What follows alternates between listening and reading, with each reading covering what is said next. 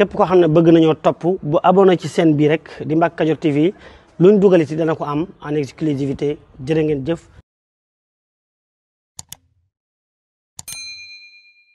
di nga taxaw Serigne Moustapha taxaw ko njabootu Mbacke Kadior yëpp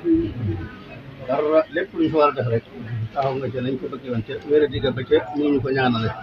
ñu sant yàlla di ñaan yàlla ak suñu kanam te nangul sa liggéey suñu maam ñi nag yàlla dogal moom ak ci kër gi léegi mooy suñu jëwriñ ñu ñëw nag ñu njaboot gi yëpp ànd ak moom mu lay dénkaat boppam di la dénk njaboot gi di sàkku nga ñaanal ko yi njaboot gi mu jiite borom defal ko sutura comme ànd ak ñoom liggéey sëriñ bi ni ko bëgg dimbali ñu ko loolu noo koy sàkku dimbali ñu jërëjëf Mbacke dégg ngeen kàddu yu baax alhamdulilah li ci am solo bi wax ci seen diggante ak ñoom bala suñu diggante ak moom ci am solo rek wax loolu alhamdulilah ak ci gën a sant bu baax ndax xam nañ ko bu baax a baax. moom sa maam Balla noo ko mos a naka jekk sa jëwriñ sa maam Balla li nuy wut te mën nu ko ñàkk boobu da nga gis ci moom nu ànd ko di ko wut li nuy wut te mën nu ko ñàkk moom rek la mos a àndee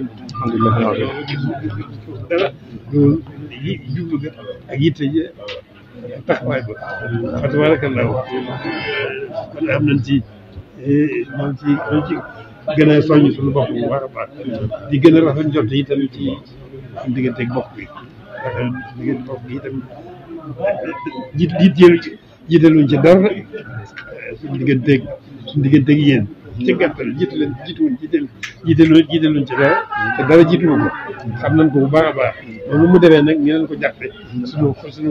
xol ak suñu xel ànd fas yéene ko ànd ak yéen suñu posté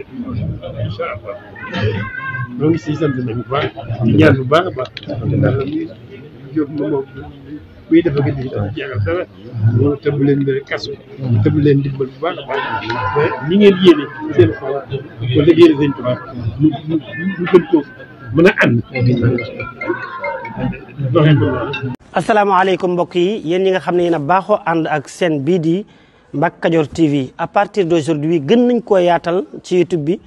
képp koo xam ne bëgg nañoo topp bu abonné ci chaîne bi rek di Mbacke Kadior TV luñ dugal ci dana ko am en exclusivité jërë ngeen jëf.